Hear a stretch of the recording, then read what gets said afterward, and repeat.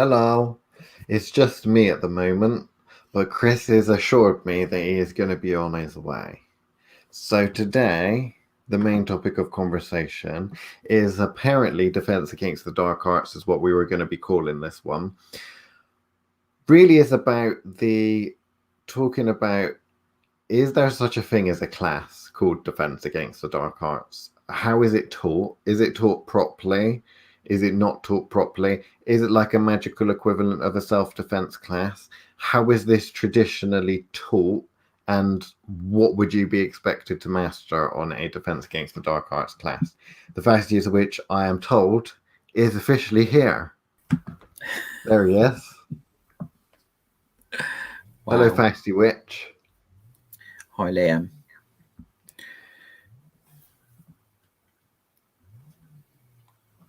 Sorry, you just lost me completely. Carry on. Mid-sentence you were. I was just going to say, I want to talk a little bit about the teaching of Defense Against the Dark Arts, because we've talked a little bit before about how one might protect themselves. But I think the journey of learning that type of magic and how to, I think, avoid instances where you might be taught it wrong, or basically really shit teachers is what I'm trying to say in a roundabout way. So if traditionally everyone believed in magic throughout the ancient world and throughout medieval period, that kind of thing, then clearly magic exists, therefore bad things exist. And there's a lot of kind of surviving means that you can look at, such as the evil eye, the Nazar, the hand of Fatima, all of that kind of thing, little trinkets essentially, and superstitious things that might be used to ward off evil. In fact, looking up the correspondences and uses for a lot of plants, herbs, and things with magic, very often an awful lot of them is wards against evil, protects, all that kind of thing. So much stuff is said to protect against evil that there must be a lot of worries about evil, about defending yourself against bad magic, essentially. So with that being said, the plebs might use such things, but what about the upper echelons of the magical community? What do you think they did? How do you think they approached the subject in the great mystery schools or in the great cults and so on and so forth? Because it wasn't like in like Hogwarts, is it, where they literally have kind of like how a schooling system works these days? Well, no, and obviously you would be schooled in whatever was specific to the temple complex or whatever mystery system you were in. So you're dealing with a very specific curriculum. Obviously, there would have been covered basics across the board. So, it wouldn't be like nowadays where you have to pick some shitty book by Cunningham up and then expect to have some kind of basic understanding of what's going on. We're talking about actual practice where they'd have been taught to a very decent level. Before they're even allowed to kind of take their vows, as it were, actually, potentially even to watch the mysteries, they'd have actually have had to have reached a particular level before that could happen. So, you are talking about a very different class of practitioner. So with this, it is a case of going, okay, these were high level practitioners before they were even getting somewhere. But also they lived and breathed it. So it's not like us where we've got other jobs and other responsibilities. And most super witches, any kind of witch we've met, will have had, families to look after, etc., etc. If you entered into one of these, one of these mystery schools as full time, you would have literally lived and breathed it. It was what you did from when you woke up to when you went to bed, and possibly even while you were sleeping. depending on the depending on what deity work, which deities or pantheons you were dealing with at the time. So, there were kind of, the full-time and the part-timers of these kind of societal arrangement for mystery schools. So, there's a lot going on. And I just realised I gave lots of background there and didn't actually answer your question. So defense from that point of view, you're dealing with it from a completely different avenue. One, you'd have guaranteed that you'd actually got proper management and proper guaranteed protection, shall we say, from the deities they were working with, because these were, we don't use devotion very much as the subject we talk about, Liam. Let's say we normally avoid talking about devotion if we can help it. But in these kind of settings, that's giving you a level of protection that you're probably not used to if you were to talk about kind of modern practice. These are the sorts of devotees that myths were written about, as this kind of, moments in time where certain devotees have been protected by said deity. Like it's part of the mythology for a reason. This is how the level of practice was. You were best friends. Like, we joke about having kind of revolving doors of deities coming in and out that we work with on a professional. This is you are family.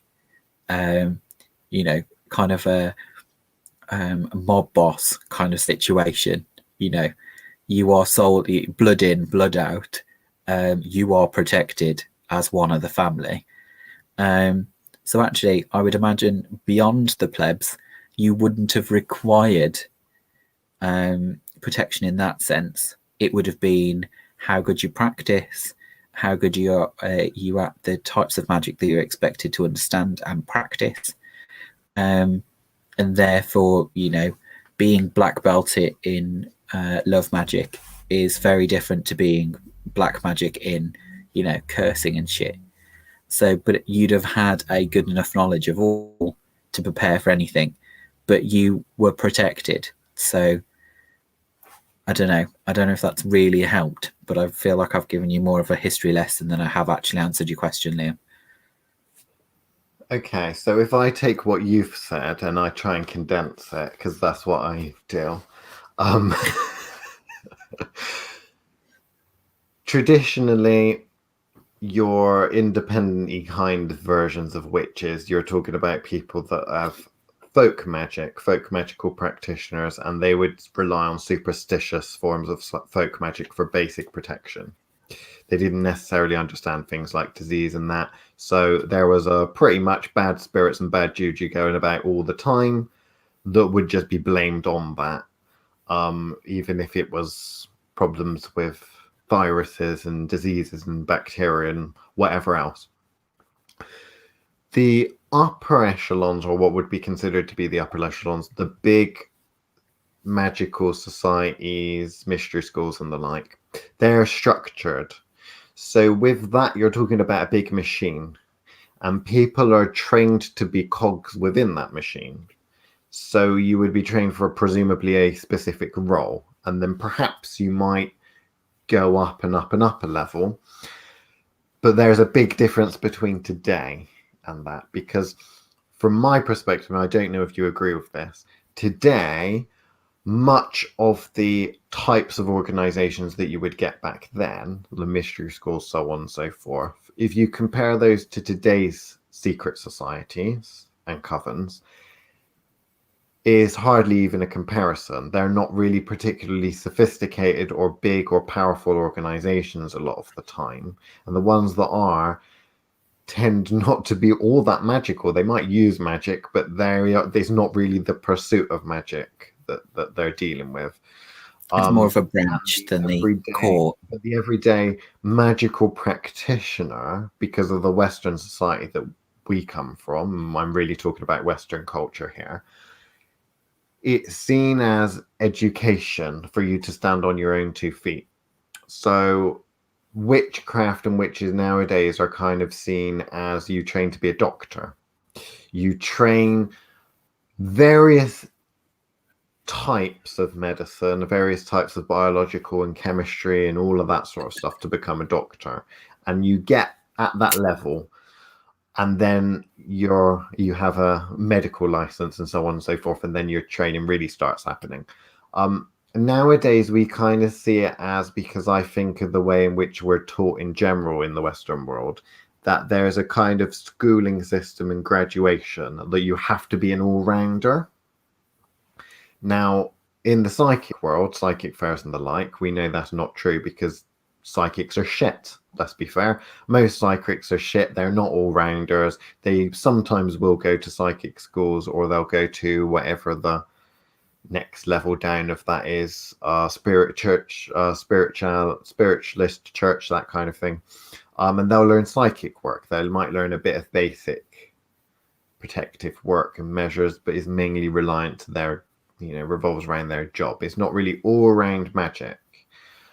The idea of something like from sci-fi, fantasy, that kind of thing, J.K. Rowling's World of Hogwarts, that's a magic school that gets you to a certain level all round, doesn't it? They have all of these different areas that you're supposed to graduate from in order to be a fully fledged functional witch in everyday society. We have the schooling system, which is apparently, I know this is a bit of a joke, apparently is supposed to turn you into someone that contributes A to rounded society individual. and can cope.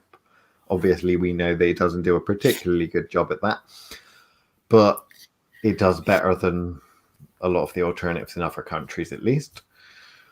But yeah, I mean, this idea of defense against the dark arts, classically being taught if you were in an organization that specialized in a fucking about with magic and screwing people over, a darker kind of cult, say, then that might be a big part of your training. In the modern day, I see it off of the curriculum of a lot of these would-be magic schools that are out and about, and that being replaced with people saying, well, if you do bad things, defense against the dark arts, all you need to do is transmute energy. As soon as you've learned how to transmute energy, you're protected. Which, of course, we know that that's bullshit, don't we? Yeah. It's only going to protect you against the basics, which I think we covered in Fortress of Protection, or something we called a previous episode of Fausty. But there is that kind of need of understanding beyond that. And actually, if you're just dealing with other witches that will learn the same thing, then sure, you play magical tennis. Which is essentially what that essentially is bouncing back and reflecting energy back at the sender, and then ping-ponging your way around for the rest of the year, while you both aren't capable of powering up to the next level where you use it. At that point, we're then talking about transmutation, at which point you're absorbing certain amounts of blows.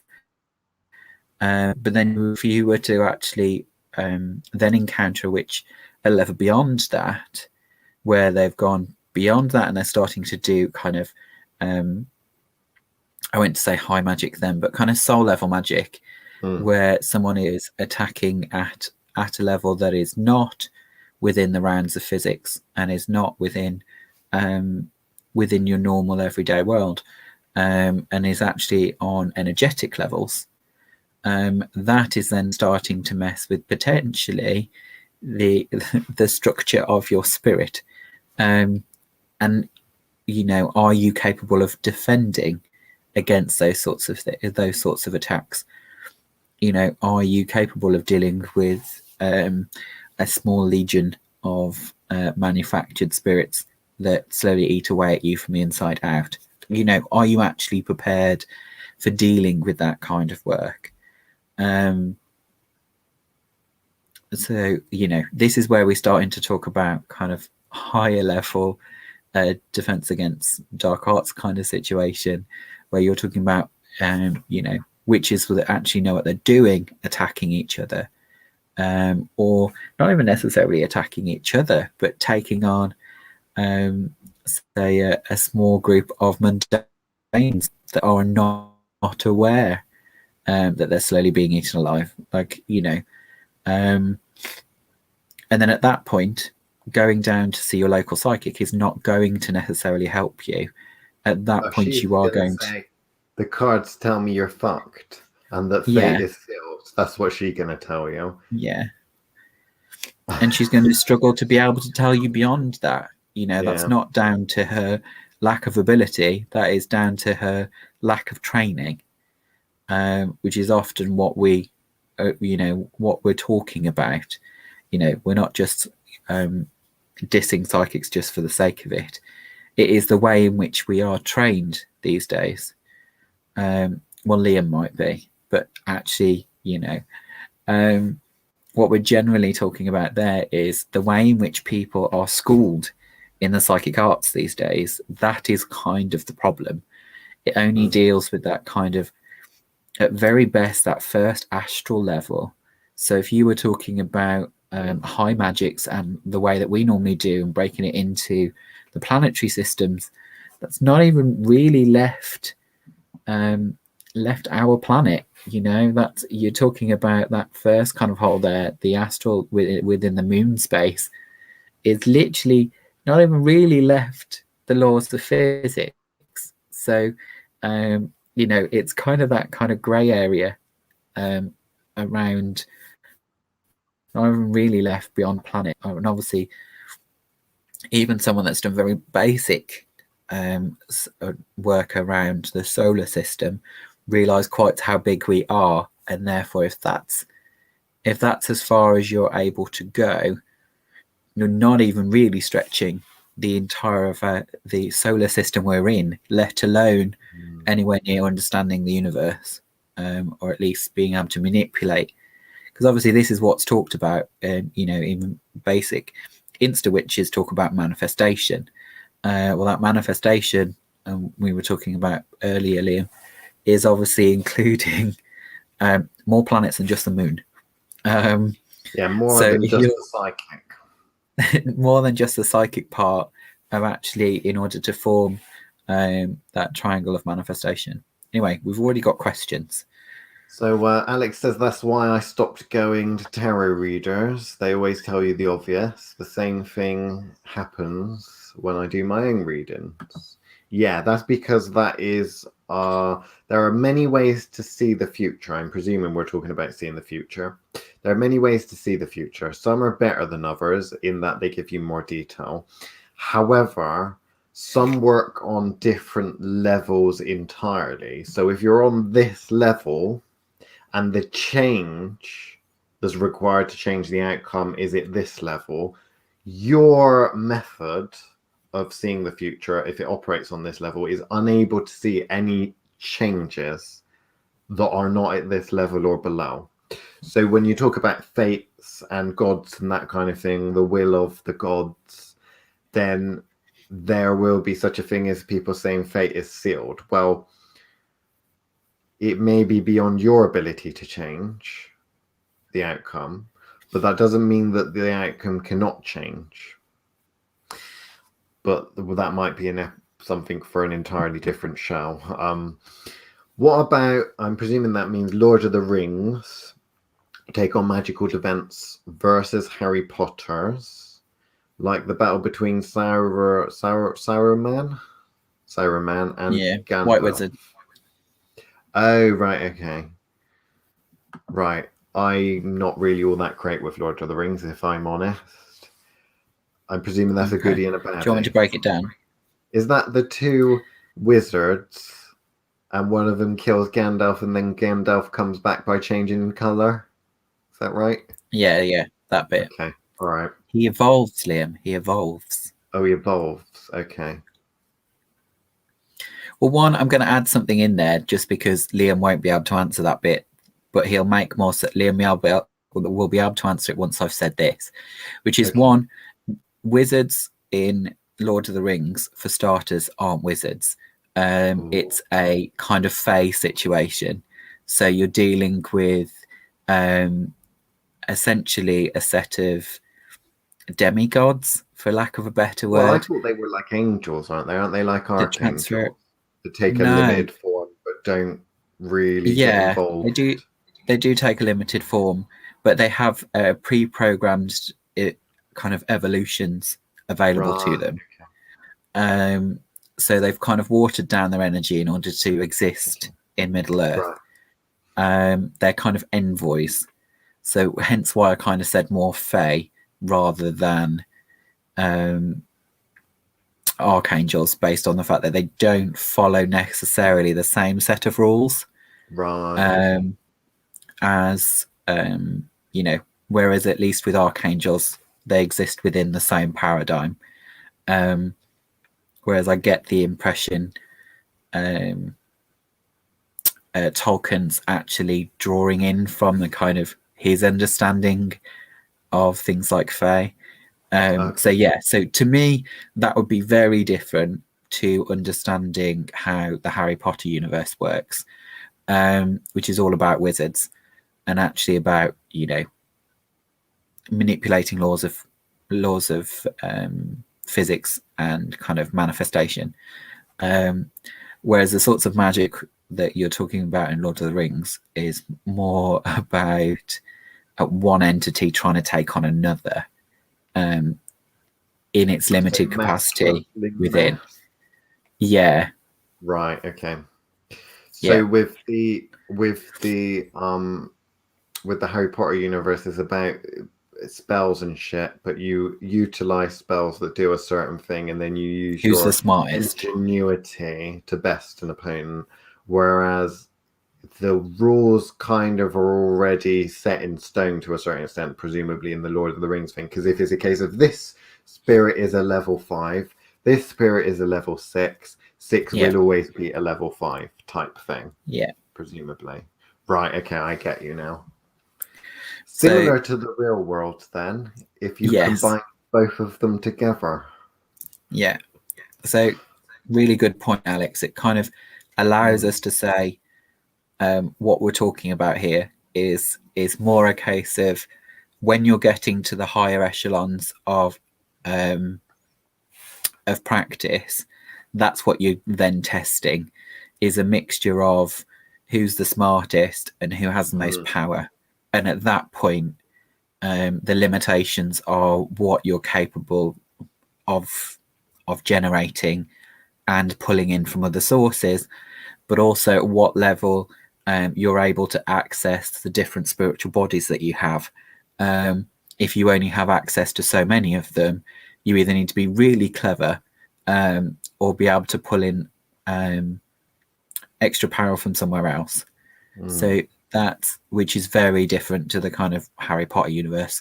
Whereas up to a certain level, you're still very much dealing with the Harry Potter shit. So, you know, who's smarter than the other one, who's actually knows the better spells, that sort of thing, which seems rather petty. That's kind of from the kind of mundane level until you kind of what we would start. I guess that kind of starts at the top of the what we call a foundation in magic.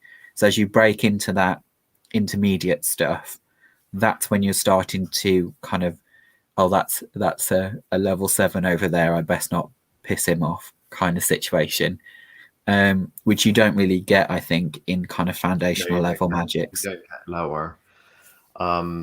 But yeah. Okay, so defense against the dark arts then. How does it often get taught in modern times? Because I've heard several associate experts on the subject talk about this and lecture it. And they take an interesting perspective that you should try and diffuse the situation, and it all becomes morally unethical. There's no point in doing it. Don't do it. None of the big boys and girls do that kind of thing, so you've got no need to worry.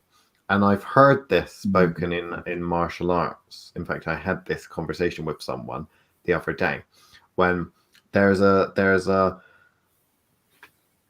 rule that is fairly flawed. It is flawed, but it is something that is kind of a thing. They say any actual if you get into a fight on a street out in town or whatever, it won't be with a trained fighter, because all the people that have dedicated their lives to actually training in the system generally feel confident enough not to start going picking fights with people. So it's normally some idiot with something to prove. Now, it kind of does seem like it rings true, because that is to a certain extent true. And yeah, there are a lot of people out there that like to throw their weight around because, well, many reasons, presumably, you know. And the sort of people that start fights with others are like that. But at the same time, what you also need to remember is there are such a thing as mercenaries. There are such a thing as people that will literally train in a system so that they have power over other people. So there are trained fighters out there that will just murder people for the sake of murdering them. That kind of thing. So it's flawed. It's one of those things that the vast majority of times, if you were to get into a fight, it would be with one of these people with little man syndrome or something, no doubt, that's had too many pints they can't handle and wants to throw a punch to prove something. But every now and then you would potentially meet someone that was a bit of a badass and could wipe the floor because they're a trained fighter. In the magical world, I see this as it's very similar.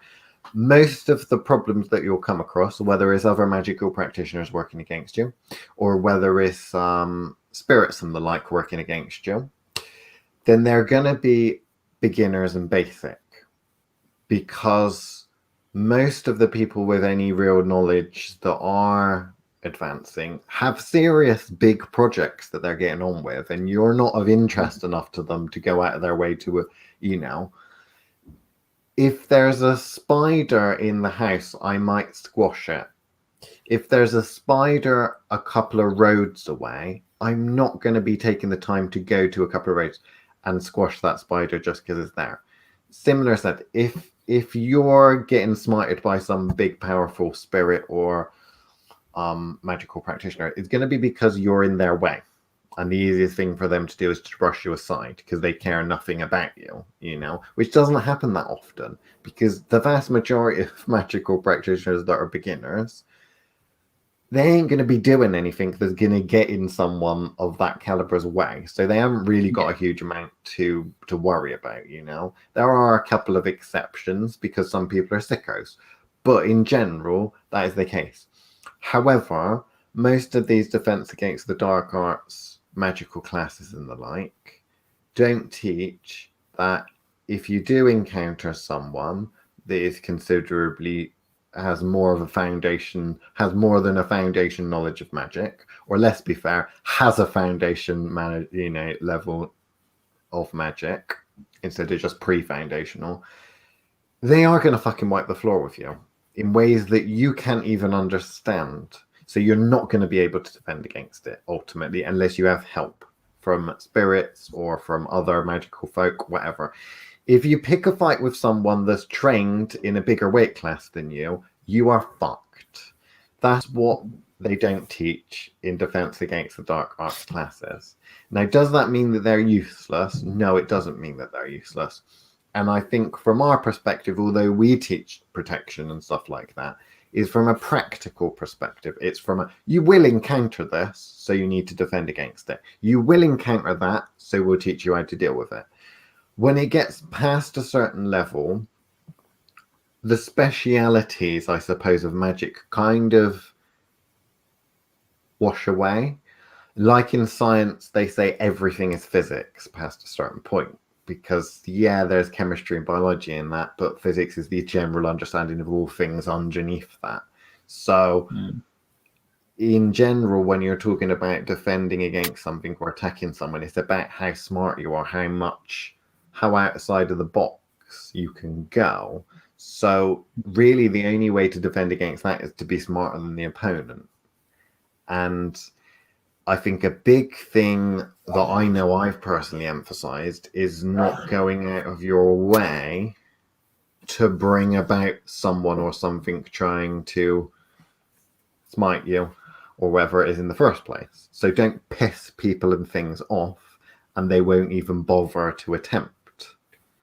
That being said, much like martial arts, it's a wonderful thing to train in, and it teaches many, many different things. You know, the introductory courses. There's introductory courses in love magic, money magic, spellcasting, all of this. But a lot of them go on the basic principles. Once you understand one, you can technically apply those principles to others. Much like if you're really interested in offensive or defensive magic, you will learn techniques within that, and you'll have to progress magically a certain extent with certain things that are transferable to many other different areas of magic, which again I don't think people fully understand.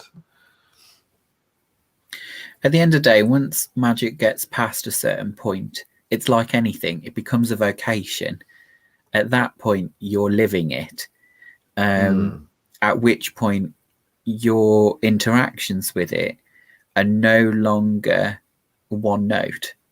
It slots into all parts of your life, and goes without effort. What I think people forget to do, which I think we covered briefly in the Fortress of Protection episode, but you know, just to kind of re-gloss that, of the fact that actually at that point you're just trying not to get noticed. You know, practice whatever you want to practice, and you don't want to be bothered by others. You might want to go and have a chat with other witches and then start getting interested in things like moots and stuff, where you kind of want to have that conversation to kind of see if there's a new perspective that you can kind of enjoy, or trigger a new way of thinking about your preferred subject. I think, but it becomes that, doesn't it? It becomes a group of people, you know, a group of specialities, in the sense that you don't actually need them anymore, but you have a direct pathway that you like to work at. And obviously this is way beyond the kind of what we talked about in a recent podcast, which was, you know, this what kind of witch are you? Hashtag. Kind of, it's way beyond that. What we're talking about is I'm taking this pantheon to the next level of what's available, or I have a complete project to see if I can build a micro universe and then turn it inside out. Like, you know, these are the sorts of level projects we're talking about. We're not kind of going, you know, those little, do you remember those kind of fortune teller things? Yeah. You know, pick a color. Oh, he loves you. You know, it's not this kind of level. Pick a number.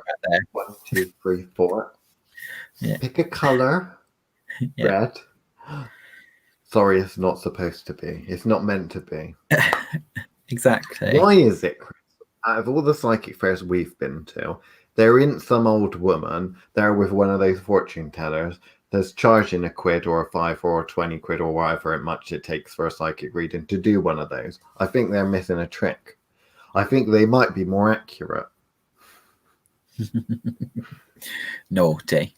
You can't say things like that. So we have another question. Do you guys have personal stories of people magically being smited and how they got on the wrong side of witches? Yes, of course we do. What are we discussing next, Chris? I wondered how you were going to skip that one. That? We do, but those are the sorts of stories we say for the Patreon, mainly because we can't probably legally talk about some of them. This is a little bit too public to be discussing those. What I will say is my best ones, they wrote some really good books about. So they weren't in this lifetime, but yeah, I've been fairly well behaved this time round, and I think both of us, until kind of doing this kind of stuff, have kept a pretty low profile, haven't we, Liam? And are still trying to maintain said low profile while doing this. That's why the Patreon exists. Is he disappeared? Is he back? Yes, I agreed to make someone homeless. But he's a mundane, not a witch. And I said that I would help. I never said I'd do it for them because they ain't willing to pay the price for it. So I said, I'll help you do it. I do naughty things. I do bad things.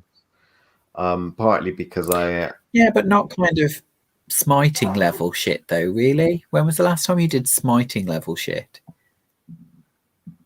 Not recently, I've been accused surely. of removing someone from existence, so they never existed in the first place. But I can't get anything that can, actually tell me whether that happened or not, because even the Morai said they cannot see what hasn't been created yet. So, but they said that the technique that I would have used would have worked, but they can't tell me whether I've used it, and I can't fucking remember. So there's a possibility I might have done that, and I'm not sure how bad that is in the grand scheme of things. Partly because I don't know who it would have been. I don't know who would have pissed you off enough. I think it would have been a case of kill or be killed. That would probably be the only reason why I'd do something like that. Well, that's what I mean. Like, and I doubt it would have been a person. You're talking that kind of level, aren't you? Like that's what we're trying to get at here. Is really how often does that sort of stuff come up? Not really as often as would be exciting.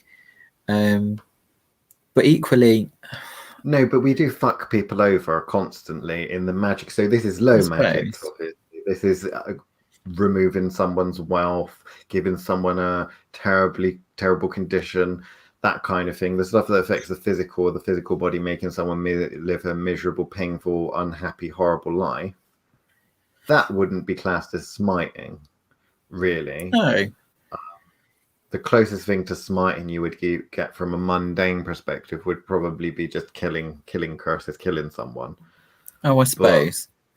But I suppose we're talking from we have our rules of level. You're talking about affecting people for multiple lifetimes and doing a proper number over, which you have done, Chris.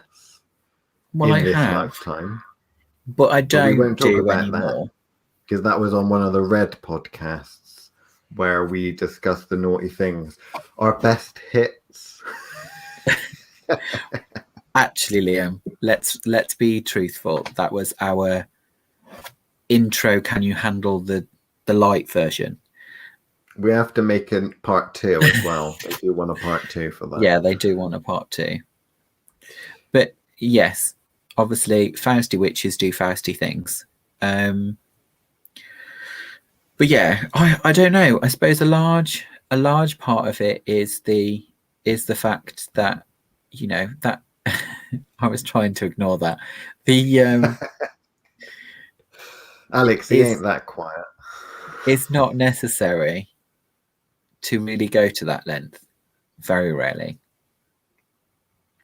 Or maybe I've just got a better meditation process now. Sorry, I well, you do yoga, don't you, every week? The yoga stops me from killing people. It's really good. Kills you out and stops you from smiting the people. Breathing. Here's a Bugbearer of Mine, one that I struggle with, I suppose. And that's when people come to me, particularly if it's beginners, because it's generally beginners that ask this. How do I protect myself? Can you tell me a way of protecting myself? And I have to think long and hard, because I think you're not asking me what to protect. You're not telling me what you want protection from. You're just saying you want to learn some sort of protection. And it goes to the idea that I just need a really good protective spell that's super powerful, and it will be able to protect against anything. And it don't fucking work like that, I very often will make recommendations, but then with my big mouth that I have, because I'm not the quiet one, apparently, I automatically tell them how they can then undo it if it, So I'm like, oh, there we go. We can create a spiritual magical armor, that sort of thing to protect your astral body. And now I'll just tell you how to get rid of that if you ever come across that. So it's literally moves, counter moves, moves, counter moves.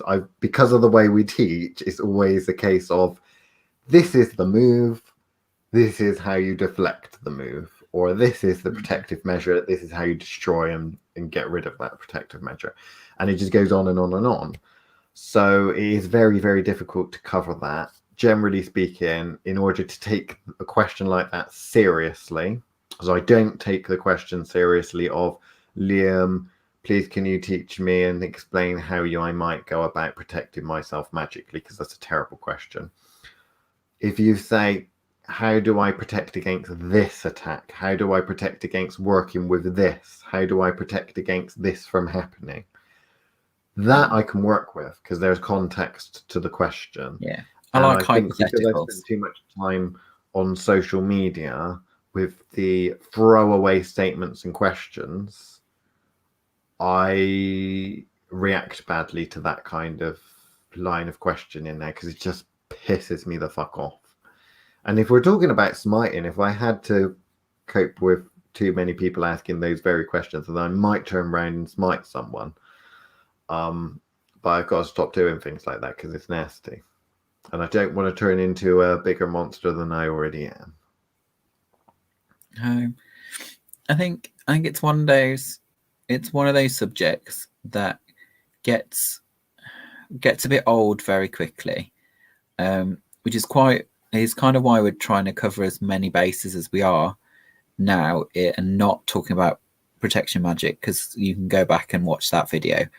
Again, we try to be as bland as you can to kind of cover as many bases, but the tricky thing is a lot of these subjects can't be covered in an hour. And I imagine those that do watch this probably need to watch it more than once to actually taken in some of the things that we're talking about. This is, multiple lifetimes worth of work that we're trying to all the hidden squeeze. codes we've added in that goes over the heads of a lot of people. Yeah. So how many of our patrons they're on the third or fourth listening to some of the Patreons, and they're still none the wiser on some of the subjects. But it does allow them to ask the right questions. And again, I think we kind of covered this in today's Patreon episode for No Holds Barred. But, is that kind of asking the right questions to kind of make sure that you actually understand what you're asking. Because I think that's what it's not out of ignorance sometimes. I think sometimes it's a case of actually going, you don't realize how much you don't know. And therefore actually the question to you is simple, but the answer is far too complex. At which point you're then going, I need you to be more specific than that, or we're going to spend 6 hours here and only scratch the surface. And I think that's what some people don't quite get, is depending on the situation, will totally depend on what you're actually asking us here, and what answer we give you is going to be coloured by a myriad of factors. I need a general protection spell is of no use to us whatsoever, because our answer is going to be something silly like, okay, well, if that's the level of your question, go and find yourself some iron horseshoes, because literally that's the level of question you're asking us is, go and make yourself a witch bottle, go and do some of these kind of folk magic level answers of what you're going to get from us, because that's the level of the question you are asking. Go buy an evil eye pendant. Yeah. Don't travel anywhere without one. It's you understanding what is the difference between them. And I've got to plug Witchcraft, Witch Wars, for, but also what's going on in the Witchcraft Live, which is why that kind of came out a bit muddled, is with what Lauren's been doing with the kind of setting these mini challenges for us, for the people on Witchcraft Live Facebook group. And the last couple have been really interesting. Particular one was this last week's one, I think it was, with the Nazar, the evil eye, and actually getting them to all talk about what do they see, like how far in can they get, how does it work, for them to then understand better how protection magic works. So, you were talking to one of the patrons last week, Liam, about, go and look at some of these folk magics, break them down. How does that work? If you start to then understand how these amulets and these traditional folklore magics work, you'll then kind of be at the next level and be able to kind of go, okay, well, I understand this is how defending against magic works and this level. Where do I look for the next level?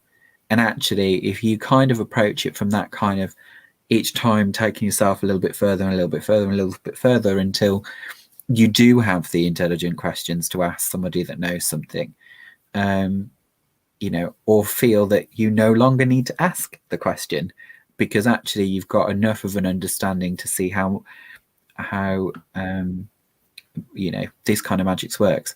It kind of goes to the hex to heal that we did with the very first witch wars. Is the more you know about hexing people, the better you get at understanding how to heal them. Or with this, kind of like the more you understand about hexing, the more you'll understand about protecting against hexing, and so forth. Go on, you'll understand more about protective magic when you start trying to break through other people's protective barriers and magic. So you'll learn more about protective magic when you start undoing protective magic, if that makes sense. Yeah. Much like you can learn a lot about attack by defense. I've always thought that attack and defense, so attacking and protection, goes hand in hand and should always be learnt together. Because if you're utilizing something like you mentioned, the horseshoe thing, if you're making a magical horseshoe to put on the door, above the door, how are you making this? Then, when you've made it, how would you go about breaking that protection? And when you've learned how you'd break that protection, you can then learn and think how to improve that protection so that it can't be broken, and go on and on and on until such a point that you reach that it's kind of impractical and pointless because you've actually made that protective measure a lot more powerful, and it kind of reaches its end point. Like with something like this folk magic charm, you can add more energy to it, you can get to work in various different places and different ways, but ultimately the mere methodology of using this and protecting a space in the physical world dies past a certain point, because you could utilize magic somewhere else that's going to have effect, not trying to penetrate the barrier but where it's already inside of it. If you're trying to protect your family and you think a good way of doing that is stopping anything from coming in the house, well, you just affect parts of that family that are outside of the house. They might be physically in the house, but their energetic parts will be in other realities, essentially, in various other places. We've got another question, I think. What about directing your attacks on people outside of the person attacking you? Like utilizing a third party, a person, not a spirit, to harass the target versus you just sending another curse back to them. Yeah, so you're talking about, what's the legal term with that? Being an accessory to murder? So you're saying, go and get a spirit to do it for you, or go and get another magical practitioner to do it for you, or basically making it look like someone else is doing it. So we talked a little bit about masks and creating a persona that if anything does get directed back, it breaks, and it happens to be the persona, the puppet that you're utilizing, acting your magic through a puppet, through an avatar, so that anything that gets sent back hits the avatar or hits the puppet. Then that's a brilliant means of protecting yourself, which a lot of people don't realize, they don't understand. But of course, that can still be bested. You can still, it's not the be all and the end all. It can still be compensated for. But obviously it would require the person who is, if say you attacked someone, say I attacked Chris magically, and I utilized some sort of mask or intermediary. Chris then fired his, or sent the spell or hex or whatever is back, and it hit that intermediary. Then it's not going to hurt me. But what if Chris has the ability and decides to really take a look, and his psychic skills are such, and ability is such that he can see through that mask, and he knows it's a mask, because he's got that level of knowledge and ability. Then he's going to be able to think, okay, I can see the mask. I'm going to work through that mask, or I'm going to keep pushing until I break through that mask and continue on further. Again, it's basically outdoing your opponent when it comes to attack and defense. So to go with the mask idea a little bit further and just kind of point out, so it's understanding what's connected to that mask. How well equipped are you for creating masks? Are you able to create a mask that has no energy signature of yours at all? Or is it a case of there are so many decoys that they couldn't find necessarily the original? It really depends on what section of the Art of War you're actually reading at the time. But it is a case of you understanding what is that mask, what's its purpose, and how does your magic interact with it. So, is it a deflection, and therefore, or like Liam said, can that be traced back to you? Because again, what are the ways in which people could go around said mask? As Liam said earlier, it is all about moves and counter moves, which is very Defense Against the Dark Arts. So, from J.K. Rowling's point of view, it is all about kind of moves and counter moves. What we're talking about is that there is a level at which you reach where it's no longer counter moves and moves. You're talking about who's got more power or who's got more knowledge. It's an arm wrestling match at that point. Yeah. And depending on the day, it could depend, on what access you've got at that time. And understanding those levels of magic, comes with time. But yeah, up until that point, you're still talking about. Yeah, it works a lot like a VPN, I suppose, like when you're talking computer language. But you could have various VPNs, so using something like Tor, for example, where you connect to different servers, and then you can connect to trace it back to the first one, but not the second or the third or the fourth or however. But of course you can, because it can be done. It's just whether the person has that ability to be able to do that. I thought they were asking about like turning their spouse or children against the target instead of going after the target directly. So psychologically, of course, you could. That's nice.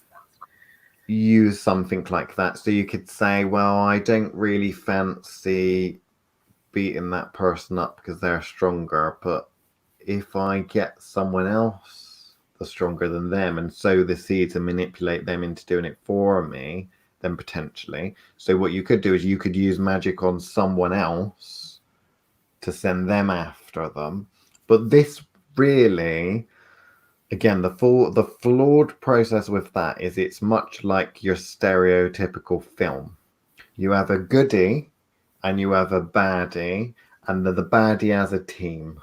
It's always pretty much the same in all these films. The goodie has to beat all of the baddies up to get to the big boss baddie. But the big boss baddie utilizes all these little baddies to do their work. But what you need to remember is big boss baddies only be able to affect little baddies. I.e., if the big boss baddie isn't capable of defeating the hero, their little cronies ain't going to be able to do it. They're just buying time. If you want to see an example of that, watch my favorite film of all time, Kill Bill.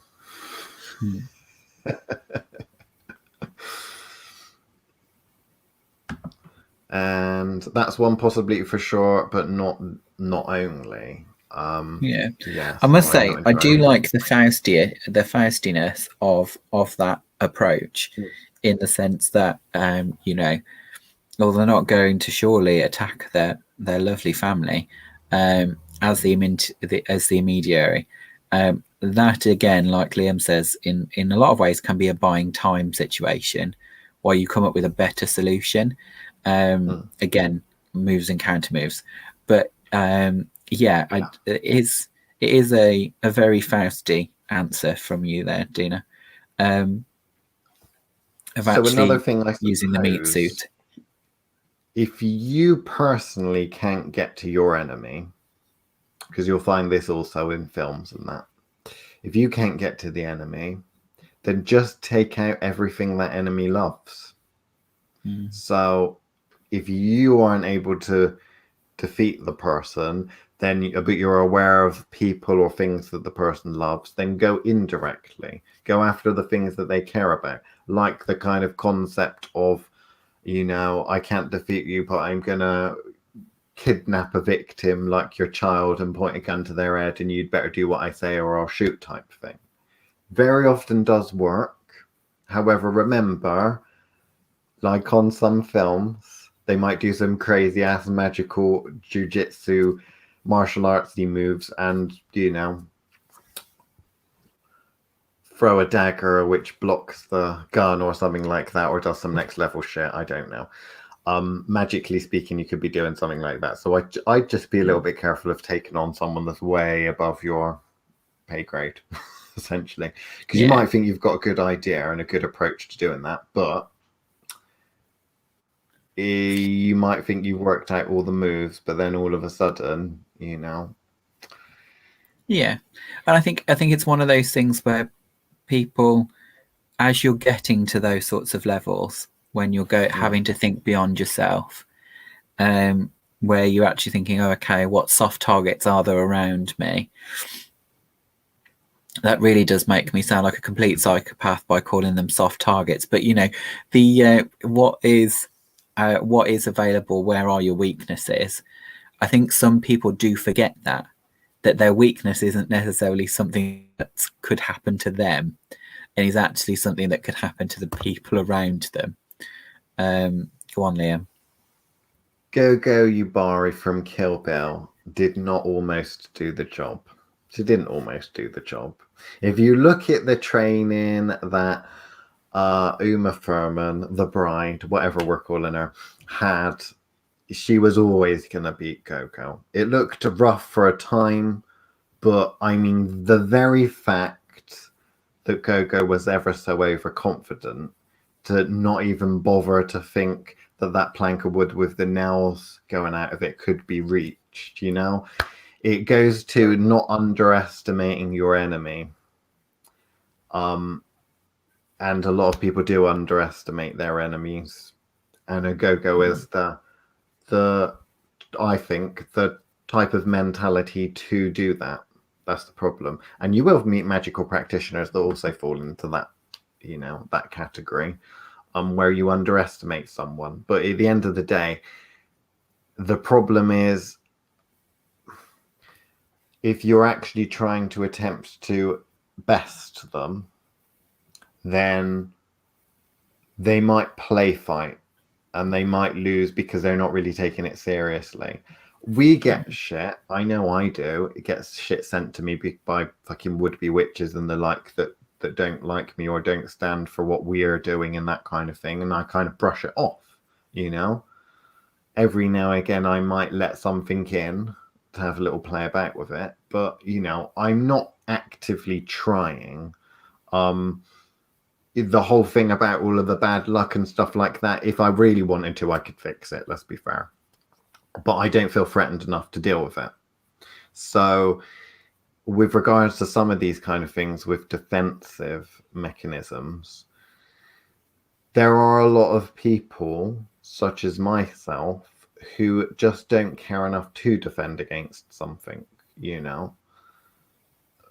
going around all day in armor and magical protections and stuff like that is only useful for a certain extent. Now, talking a little bit It's of also a side, exhausting. we'll just finish on this. I used to, because I've always said and recommended to people that you should put up magical protections and defenses and the like that's relevant to you and the work you do. Now, I used to do a lot of slightly higher level work than teaching, so it was necessary for me to do that. It's the equivalent of wearing Kevlar if you're a bodyguard. It makes sense. You're supposed to be taking a bullet at some point. It makes sense. When I started doing teaching and stuff, I found that dealing with beginners, the level of protections that I'd have, if they accidentally, and many do, make mistakes, send energy, something like that, try something out, is the equivalent of if you have a 5-year-old play fighting with you and punching you. They don't hurt. But if you reacted in such a way because you've got mechanisms that lock into place that automatically deal with any threat like that, is the equivalent of involuntarily when that 5-year-old punches your arm, you turn around and knocking them out, which is going to kill them if there's a 5-year-old. So you'll find that people in teaching positions, such as us, we tend to make sure that we don't have very sophisticated or strong mechanisms in place, because when you're dealing with other people and when you're around other people, that can look threatening and scary, but also interacting with magical practitioners, you do brush against people, you do brush up against people, you do occasionally do a little thing that will piss someone off or fuck people over. I do it, okay?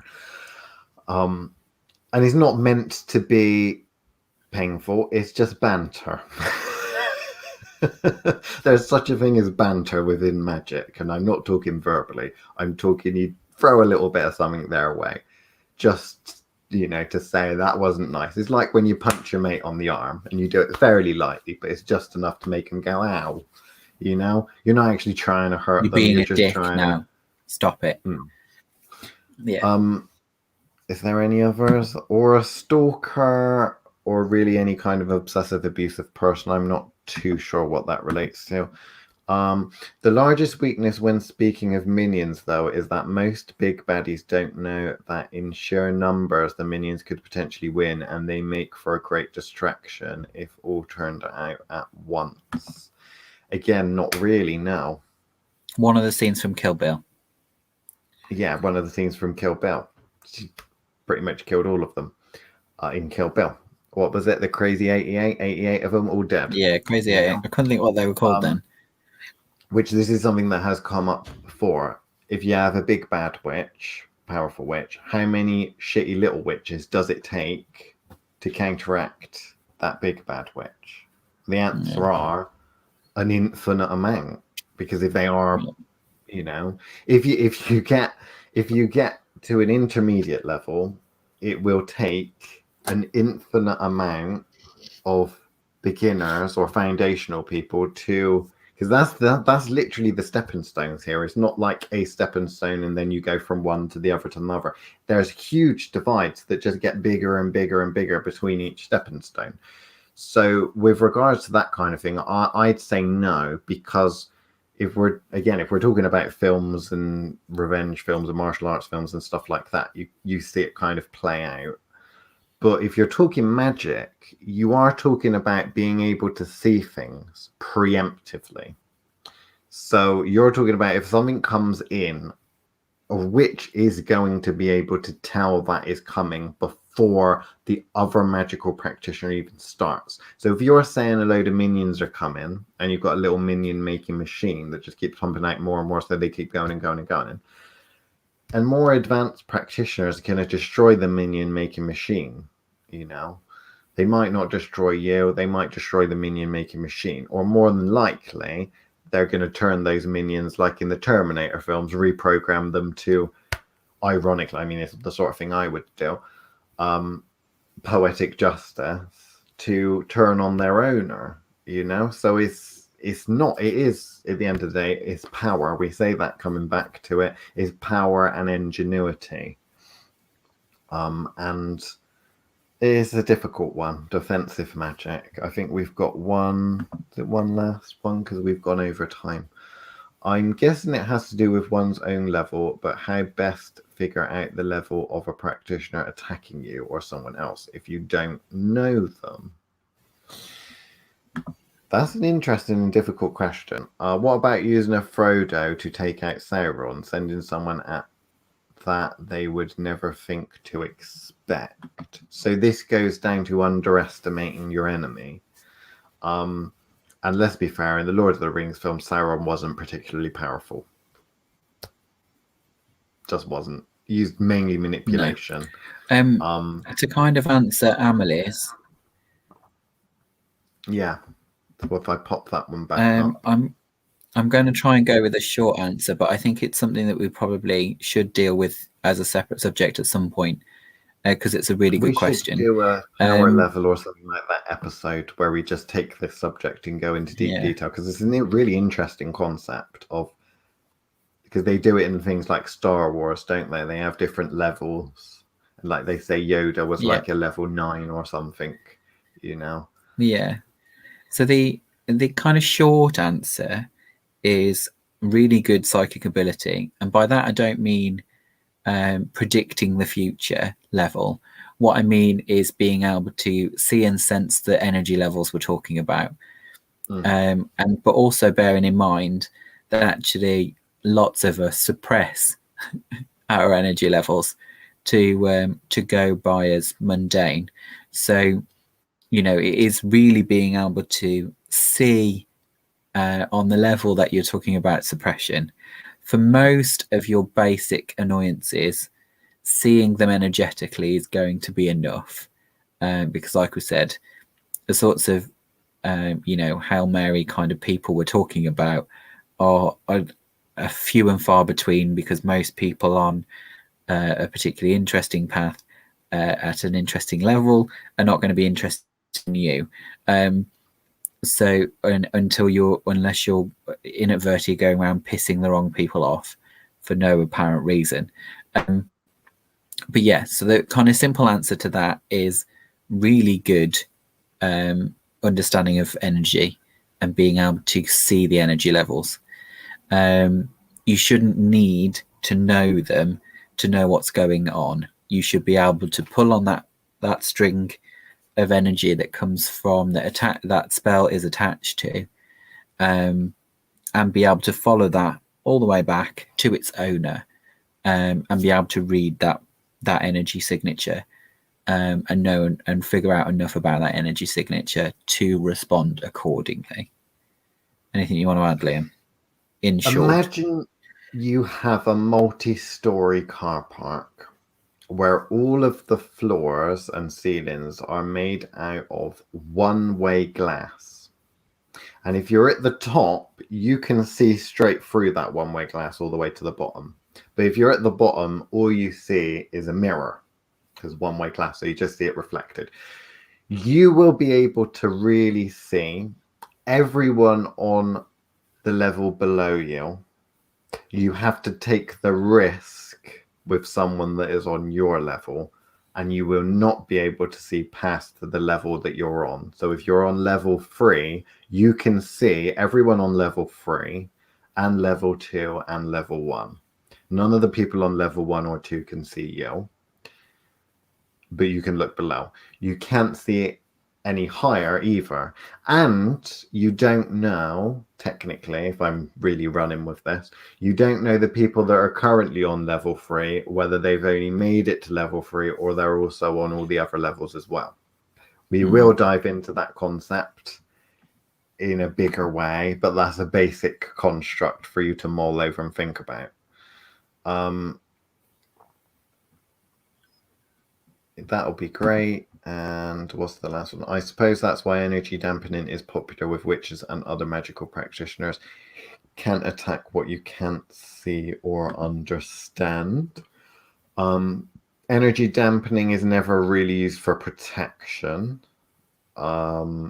energy dampening is used for etiquette, so politeness, etiquette, and for so that you don't basically get people attracted to you and bothering you. So essentially, invisibility to go unnoticed is not used necessarily as a protective measure. It's more used for low profile, keeping a low profile to people that you don't really want to have to deal with. So with that perspective, breaking that down is a case of if you went to a gathering of witches and you didn't want to have to deal with the beginner witches, you would shield yourself that the beginner witches don't see the energy emanating from you. But all of the advanced witches will be able to. So it means that it's not protection, remember, it's a case of going unnoticed so that you don't get annoyed by things. And I'm not just talking about going to a moot and shielding yourself from other witches that you don't want to have to deal with because you don't like them. I'm talking about shielding yourself from things that you don't want to have to deal with that are less advanced than you or weaker than you, hence why they'll fall for such a simple piece of magic.